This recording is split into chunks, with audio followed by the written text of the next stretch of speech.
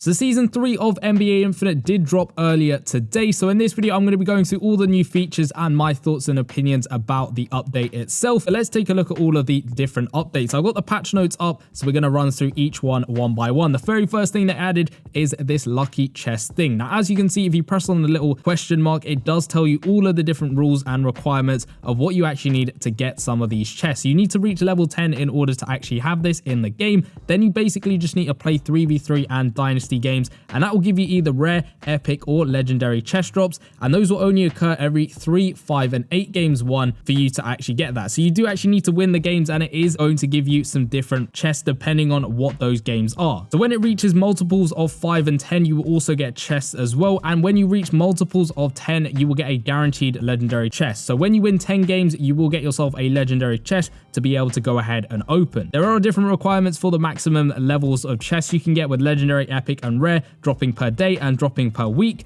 There's a limited number of chests you can have in your inventory as well. All you need to do to actually unlock them is you need to drag them into the waiting area and start their countdown. So rare, epic, and legendary chests open in 6, 12, and 24 hours respectively. So it's kind of like if you guys have played 8-Ball Pool or games like that. Instead of it being every single game where you're getting a box you're opening and where you have to wait for that box to open, it's just sort of every couple of games you're getting that chest which you can go ahead and open. You can purchase a key in the store to actually go ahead and unlock them immediately, and I believe this does actually cost money. If you go into trending over here, you can see it does cost those IC, so you need to get IC to unlock those chests immediately. But of course, you can just hold on to a couple. There are some limits with how many you can actually have, so maybe it's worth taking a look in game and double checking all of that stuff. In terms of what you're getting from the chest, it's not really that good in my opinion. You're getting diamonds, you're getting gold, you're getting some tickets potentially depending on how lucky you are, but it is just those gold, diamonds, and tickets, maybe some skill manuals here and there, but that is it. There's no players you're getting from that actual chests, which is a real shame to see. Then with the MVP pass, I'm not sure whether this is exactly the same as previous seasons. I don't personally look at this a huge amount. You have got a new shorts and t-shirts over there, so some new apparel and some shoes as well.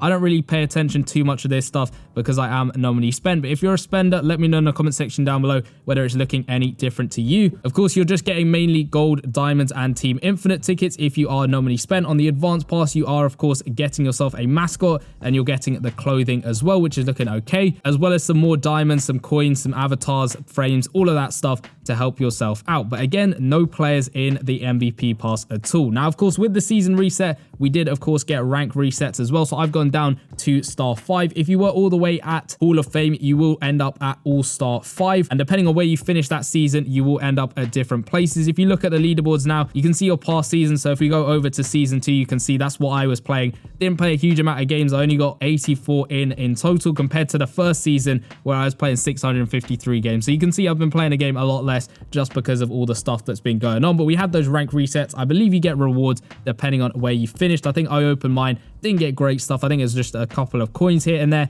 which weren't that helpful. But of course, there are those new season rewards which you can go ahead and claim, because of course you're starting the season off at a level depending on where you ended off last one. So you can just claim up your diamonds, your gold, all of that stuff, maybe an avatar frame like we got over there. You can go ahead and claim that stuff completely for free. They also did go ahead and update some of the Team Infinite missions. So they're over here, the missions over there. So you're getting some more XP as it were per one. What they said is weekly task related content will be removed, and the experience required for each level of task rewards will be reduced from 500 XP per level to 120 XP per level to do. There's just little changes here and there with those missions. They're not really that helpful. Again, it's just getting coins and of course those basic activity packs, giving yourself gold as well. As you go along, there is one thing that's good, I think, and that is that card bag, which we kind of had in the beta, but they kind of stopped doing that when the game officially launched. Of course, you're getting up to 600, which isn't too bad at all. They have a whole list of all the mission rewards lists on their Discord server. There's a bunch of bug fixes as well, which you guys can check out. There's nothing really too big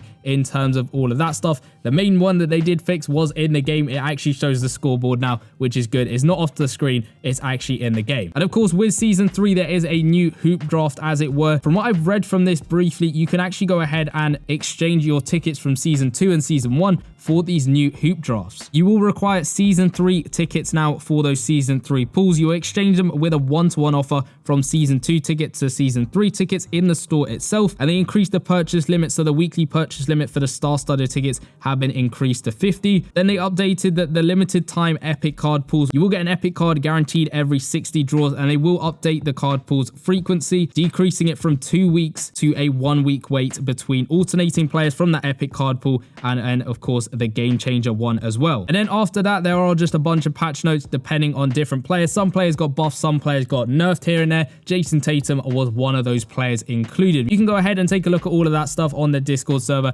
and of course in the event page in the game itself. But when it comes to the hoop draft, it's really interesting. You can see the limited time one looks exactly the same to me. You got some new players in there, like you can add Anthony Edwards to your wish list. You can add Sengun over there to your wish list as well. But it is still going to cost you IC to even get any of those players. So it's pay to win on that one. There's no discount or anything like that. You're spending IC. That's how you get those players. The Team Infinite one as well, it is looking pretty much identical to what we had last season in terms of how you're getting your players. Same tickets, same players over there. If you look at the details, the odds are there as well. The only difference I can see now is they've added gold to this as well. So if I go into the store and actually exchange some of my tickets, my season 1 ones, for the ones that we have got now in season 3, you have to go all the way down to redeem here and you can go ahead and exchange them. So if I just exchange one star-studded ticket, and we'll go for a Team Infinite ticket as well, this is me using my season 1 and season 2 tickets for now season 3 tickets. And then I go into this one. If I draw one over here, you can see it's got the nice animation. That is really good. But then when I go ahead and open it, it's going to be gold now instead of getting a lower overall player. I'm not really sure whether this is going to be a good thing or not. Yes, you're getting gold, which is good for getting your stuff on the market itself. And of course, you still got all those odds of getting high overall players. It's just the gold now is 25% chance of getting 3,000 gold, 4,000 gold, 5,000 gold, 10,000. Yes, you can get a good amount of gold, 50k gold. But now instead of getting those low overall players, you're getting gold instead. And I don't know whether that's a good thing or a bad thing. You can see we get a KD from that one. So we didn't get gold with that one at least. But you can see, of course, after every 20 pulls, I get myself a guaranteed epic, and I will be getting a 50% odd to get a legendary player every 15 draws. So those are little changes with that one. Of course, you can still do the season 1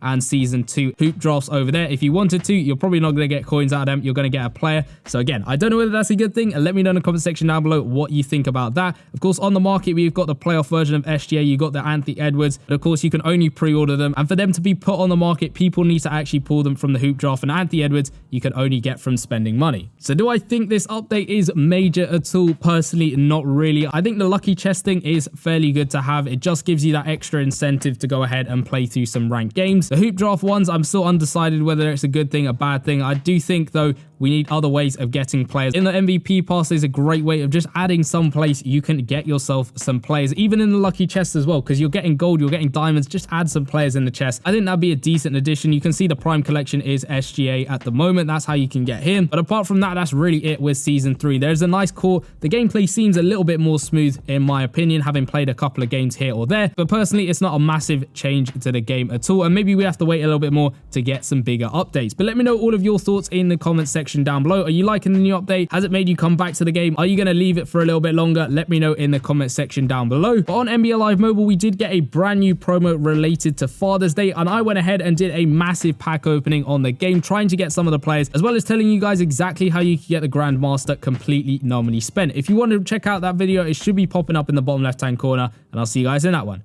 Peace.